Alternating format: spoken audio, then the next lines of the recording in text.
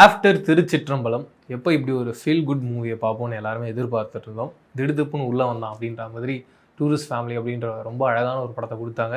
மக்களும் ஒரு பெரிய வரவேற்பை கொடுத்தாங்க.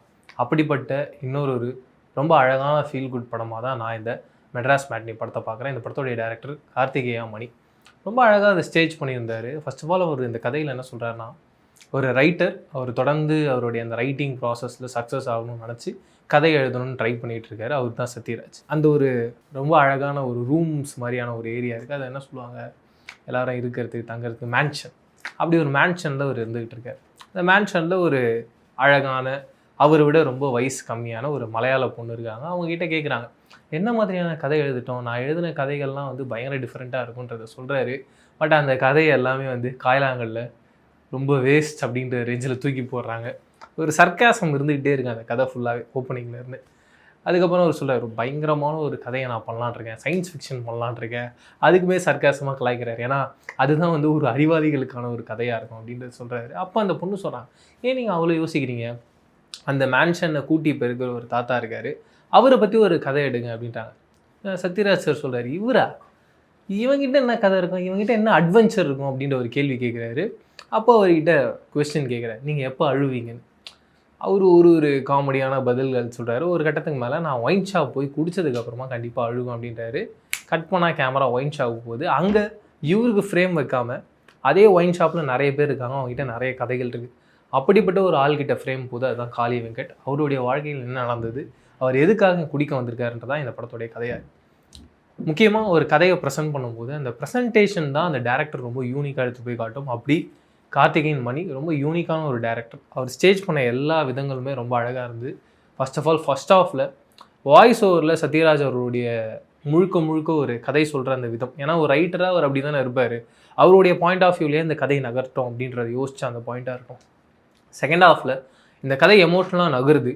அப்போ கண்டிப்பாக சத்யராஜோடைய வாய்ஸ் ஓவர் இருந்தால் அந்த எமோஷனை டிஸ்டர்ப் பண்ணுன்றது தெரிஞ்சுக்கிட்டு அதை கட் பண்ணி கதையாக ட்ராவல் பண்ண விதம். டுவர்ட்ஸ் த எண்டில் ஒரு கேரக்டர்ஸும் எக்ஸாம்பிள் இப்போ காளி வெங்கட் அவருடைய கதையை தான் சொல்ல போகிறாங்க.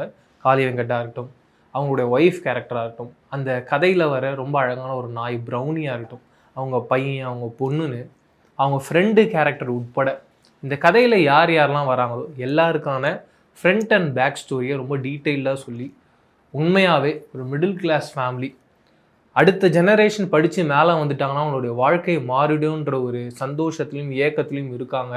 அப்படின்ற பட்சத்தில் அவங்களுடைய வாழ்க்கை எப்படி இருக்குன்றத ரொம்ப டீட்டெயில்டாக ரொம்ப கரெக்டாக சொல்லக்கூடிய ஒரு படமாக தான் நான் இந்த படத்தை பார்க்குறேன். இந்த படத்துடைய மியூசிக் பாலா பண்ணியிருந்தார். ரொம்ப ப்ளசண்ட்டாக இருந்தது, ரொம்ப அழகாக இருந்தது. இந்த படத்தில் வர பாடல்கள் எல்லாமே ரொம்ப அருமையாக இருந்தது. அண்ட் இந்த படத்தோடைய எடிட்டர் சதீஷோட எடிட்டிங் எனக்கு எங்கே ரொம்ப ஆச்சரியமாக இருந்ததுன்னா, படத்தோட ஃபர்ஸ்ட் ஹாஃபில் இந்த படத்தோட ஸ்க்ரீன் பிளேவாக கொஞ்சம் ஸ்லோ அண்ட் ஸ்டடியாக தான் போகுது.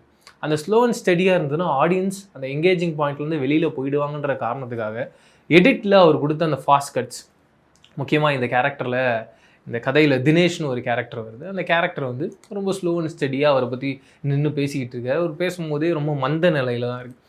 அப்படியே அந்த ஃப்ரேம் கண்டினியூ ஆச்சுன்னா கண்டிப்பாக ஆடியன்ஸுக்கு லேக் ஆகிற ஃபீல் இருக்கும். அவங்க கேமரா அதை பார்த்திங்கன்னா அந்த ஃப்ரேம்லேருந்து வெளியில் போயிடுவாங்க அப்படின்ற அந்த பாயிண்ட் ஆஃப் வியூவில் ஒரு ஃபாஸ்ட் கட்டில் அதே ஃப்ரேமில் ஒரு 1 by 1 உள்ளே போயிருப்பார். அதெல்லாம் இந்த படத்தை எங்கேருந்துமே மிஸ் பண்ணிடக்கூடாது, ஃபோன் எடுத்து பார்த்துடாமல் இந்த கதையை தொடர்ந்து பார்த்துக்கிட்டே இருக்கணும் அப்படின்ற அந்த ஜோனுக்குள்ளேயே வச்சுருந்தாங்க. அதுக்கு ஒரு பெரிய ஹேட்ஸ் ஆஃப் சொல்லி ஆகணும்.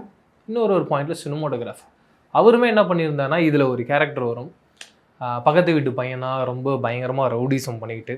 அந்த கேரக்டர் ஃபஸ்ட்டு ஓப்பனிங்லேயே காட்டுவாங்க, நான் இத்தனை கொலை பண்ணியிருக்கேன், அதுக்கப்புறம் எங்கள் மாமியார், அதுவுமே ஒரு புட்டப் கேஸ் அப்படின்னு சொல்லிட்டு. அந்த இடத்துலையுமே எடிட்டர், சினிமோட்டோகிராஃபர், டேரக்டர், ஆக்டராக அவர் தினேஷ் கேரக்டர் நடித்தவராக எல்லாருமே ரொம்ப அற்புதமாக நடிச்சிருந்தாங்க. ஓவராலாக இந்த படம் ரொம்ப கம்ப்ளீட்டாக, ஒரு சில படங்கள் ஓவராலாக எல்லாருமே ஒர்க் பண்ணியிருக்காங்கன்றது ஃப்ரேம் பை ஃப்ரேம் தெரியுங்களே, அப்படிப்பட்ட ஒரு படமாக தான் நான் இந்த மெட்ராஸ் மேட்னியும் பார்க்குறேன். அண்ட் இந்த படத்தில் சொல்ல வந்த கதைகள் நிறைய ஏரியாவை ரொம்ப டீட்டெயிலாக சொன்னாங்க. என்னென்னா, ஒரு பையன், அந்த பையன் அந்த நாய் மேலே உயிரியே வச்சுருக்கான். அப்படிப்பட்ட நாய்க்கு சின்னதாக ஒரு பாதிப்பு அப்படின்னு தெரிஞ்சதுக்கப்புறமா அவனுடைய ஸ்பார்க் எந்த அளவுக்கு பயங்கரமாக இருக்குது அப்படின்றதா அர்த்தம். ஒரு அப்பா இது வரைக்கும் நம்ம அலட்சியமாக பார்த்துட்ருக்கோம். வளர்ந்ததுக்கப்புறமா, வளர்கிறதுக்கு முன்னாடி வரைக்கும் அவர் தான் ஹீரோவாக இருக்கார். வளர்ந்ததுக்கப்புறமா அலட்சியமாக பார்க்குறோம். அதே அப்பா அவன் ஒய்ஃபுக்கு ஒன்றுன்னும் போது இந்த சொசைட்டி முன்னாடி எப்பயுமே கை கட்டிகிட்டு இருக்கவர் அந்த ஒரு இடத்துல பிளாஸ்ட் பண்ணி உடச்சிட்டு வந்து பலார் பலார் பலார்னு வைக்கிறாரு. அந்த இடத்துல காளி வெங்கட்டோட பர்ஃபார்மன்ஸ் பார்க்கணும். ஒரு மாஸ் ஹீரோ எப்படி ஒரு ஸ்டேஜிங் பண்ணுவாங்களோ அந்த ஹை ஸ்பீடில் அப்படி ஒரு ஸ்டேஜிங், அதுவும் இப்படி கொன்னுடுவேன்னு முறைச்சிட்டே சொல்கிறாரு. அதெல்லாம் எக்ஸ்ட்ராடினரியாக இருந்ததுங்க. நான் ரொம்ப ரசித்தேன். மிரட்டிட்டார். அண்ட் இந்த கதையில் அந்த அம்மா கேரக்டர் பண்ணுறவங்களாகட்டும் ரொம்ப லைவாக இருந்தாங்க. நாங்கள் ப்ரெஷ் ஷோ முடிச்சுட்டு வெளியில் வரேன், அந்த அம்மா கேரக்டர் வந்து ஒரு மாடர்ன் ட்ரெஸ்ஸில் இருக்காங்க, இவங்க தான் அம்மாவா அப்படின்ற மாதிரி நான் ஷாக் ஆகிட்டேன். பட் நீங்கள் படத்தில் பார்த்தீங்கன்னா அந்தளவுக்கு தத்ரூபமாக ஒரு அம்மா எப்படி இருப்பாங்க, நம்ம அம்மாவுடைய முகம் எப்படி ஞாபகம் வருமோ அப்படியே இருந்தாங்க. அண்டு இந்த படத்தில் அந்த தினேஷ் கேரக்டராக இருக்கும். கண்டிப்பாக அந்த கேரக்டரை எல்லாருக்கூடையும் கனெக்ட் பண்ணுவோம். அந்த அம்மா கேரக்டரை பொறுத்த வரைக்கும் சாக்ரிஃபைஸ் பண்ணுறதே அவங்களுடைய வாழ்க்கையாக வச்சுருக்காங்க. அவங்க பொண்ணும் ஒரு டைலாகில் கேட்குறாங்க, அம்மா உனக்காக நீ என்ன பண்ண போகிறேன்னு சொல்லிட்டு. அப்போயுமே அவங்க அம்மா சொல்கிறாங்க, உங்கள் அப்பா எனக்கு எல்லாமே பண்ணிட்டாரு, என்னோடய வாழ்க்கை இவ்வளோ தான், என்னுடைய உலகம் இவ்வளோ தான், நீங்கள் 2 பேரும் சந்தோஷமாக இருந்தீங்கன்னா அதுக்கு மேலே எனக்கு வேறு என்ன வேணுன்றது தான் அவங்க கேட்குறான். அவங்களுடைய உலகம் அவ்வளோதான்றதை அவங்க பார்க்குறாங்க. அதுக்கு மேலே பெரிய எந்த அளவுக்குமான எக்ஸ்பெக்டேஷனுமே இல்லாமல் இருக்காங்க. அவங்களுடைய உலகம் கரெக்டாக அந்த மார்னிங் ஒரு 7லேருந்து ஈவினிங் ஒரு 9 வரைக்கும் கரெக்டாக நடந்துச்சுன்னா அன்றைக்கி அவங்களுக்கு வந்து ரொம்ப க்ளீனான அழகான ஒரு நாளாக பார்க்குறாங்க. அப்படியே கட் பண்ணிங்கன்னா அந்த அக்கா கேரக்டர், அவங்க எந்த அளவுக்கு அவங்களுடைய குடும்பம் மேலே வந்துடணும், குடும்பம் என்னென்ன மாதிரியான கடன்லாம் வாங்கியிருக்காங்க, அதுலேருந்து அவங்க எப்படி வெளியில் வரணுன்ற அந்த பாயிண்ட் ஆஃப் வியூவில் கதை சொல்கிறதா இருக்கணும். அதில் ரோஷினி நடிச்சிருந்தாங்க. ரோஷினி இதுக்கு முன்னாடி கருடன்லேயும் அவங்களுடைய பெர்ஃபார்மன்ஸை பார்த்து நான் மிரண்டு போயிருக்கேன். ஏன்னா சீரியலில் நம்ம அவங்களுடைய பெர்ஃபார்மன்ஸை பார்த்துருக்கோம். பாரதி கண்ணம்மா அப்படின்ற அந்த பேர் ஞாபகம் வந்தாலே அவங்க தான் ஞாபகம் வருவாங்க. ஆனால் கருடனில் ஒரு பயங்கரமான நெகட்டிவ் ஷேடு, அதுலேயும் ஒரு பாசிட்டிவ் ஜோனுக்குள்ளே இருந்து நெகட்டிவ் ஷேடில் மாறணும். நான் அதே படத்தை தெலுங்கில் பார்த்துருந்தேன். அந்த கேரக்டரை வேற ஒருத்தவங்க பண்ணியிருந்தாங்க. என்ன இருந்தாலும் ரோஷினி அளவுக்கு பயங்கரமாக யாரும் பண்ணலன்றதை கண்டிப்பாக இந்த இடத்துல மென்ஷன் பண்ணும். இந்த கதையிலுமே வந்து ரோஷினிக்கு ரொம்ப இன்னசென்ட்டான ஒரு பொண்ணு அப்படின்ற ஒரு மீட்டரில் அவங்க இருக்காங்க. அந்த இன்னசென்ட் மீட்டரை இந்த பாரதி கண்ணம்மாவில் எப்படி மெயின்டைன் பண்ணியிருந்தாங்களோ அதை விட ரொம்ப அழகாக மெயின்டைன் பண்ணியிருந்தாங்க. அண்ட் எந்தெந்த இடத்துலாம் அவங்களுக்கு கோபம் வரணும் அப்படின்ற அந்த ஒரு சூழ்நிலை இருக்கோ அந்த இடத்துலையும் கோபத்தை ரொம்ப அழகாக வெளிக்கொண்டு வந்திருக்காங்க அந்த இன்னசென்ஸோட. ஏன்னா ஒரு இடத்துல ஒரு மாப்பிள்ளை பார்க்க போகிறாங்க. அந்த மாப்பிள்ளை விட்டு ஒரு சின்ன ஒரு விவாதம் ஏற்படுது. அவங்க அந்த கெஃபே விட்டு வெளியில் கிளம்புறாங்க. வெளியில் கிளம்பும் பொழுது அந்த மாப்பிள்ளையை பார்த்து கோவப்படுற அந்த சீனில் அவங்களுடைய எமோஷனை ஹோல்ட் பண்ண விதம் ரொம்ப அற்புதமாக ரொம்ப அழகாக இருந்தது. இதை தாண்டி ஜார்ஜாக இருக்கட்டும். ஜார்ஜ் வந்து நம்ம ஏகப்பட்ட எல்சியூ திரைப்படங்களை பார்த்துட்டு அந்த ரீசெண்ட் டைம்ஸில் ட்ராகன்லாம் பார்த்துட்டு அவரை கட் பண்ணி மறுபடியும் ரொம்ப சட்டிலான ஒரு ஜாலியான ஒரு கேரக்டரில் பார்க்கும்போது பயங்கர டிஃப்ரெண்ட்டாக இருந்தது. எல்லா இடத்துலையுமே ரொம்ப அழகாக ப்ளேஸ் ஆகிடுறாரோ அப்படின்ற ஒரு பார்வை இருந்தது. கண்டிப்பாக ரொம்ப திருப்திகரமான ஒரு படமாக ஸ்டார்ட் டு எண்ட் ரொம்ப அழகாக என்னென்ன எமோஷன்ஸ்லாம் சொல்லணுமோ அதை ரொம்ப அழகாக சொல்லிட்டு டுவோர்ட்ஸ் த எண்டில் அவங்க அப்பா குப்பை வேலை தான் பார்த்தாரு அப்படின்றத அவங்க அப்பா கிட்ட கேட்காம தவிர்த்துட்டு அந்த பொண்ணு கிளம்புறாங்களே அந்த இடம் இந்த படம் பிளாஸ்ட் ஆகுது. அப்படிப்பட்ட ரொம்ப அழகான ரொம்ப திருப்திகரமான ஒரு படமாக இருந்தது. பட் இந்த படத்துல ஏதாவது மைனஸ் இருக்குமான்ற ஒரு கேள்வி இருக்குல்ல, கண்டிப்பாக இருக்குது. ஏன்னா படத்தோட ஓப்பனிங்கில் முழுக்க சத்யராஜ் சாருடைய வாய்ஸ் ஓவர் இருக்குது. அந்த வாய்ஸ் ஓவரு கண்டிப்பாக நிறைய இடங்களில் ப்ளஸ்ஸாக இருக்குது. அப்படியே ஆப்போசிட்டில் பார்த்தீங்கன்னா நிறைய இடங்களில் மைனஸாகவும் இருக்குது. அதை கண்டிப்பாக யோசித்து கொஞ்சம் தவிர்த்துருக்கலாம் அப்படின்றதையோ நான் பார்த்துட்டு இருந்தேன். அதை கொஞ்சம் இன்னும் பெட்டராக பண்ணியிருக்கலாமே அப்படின்னு.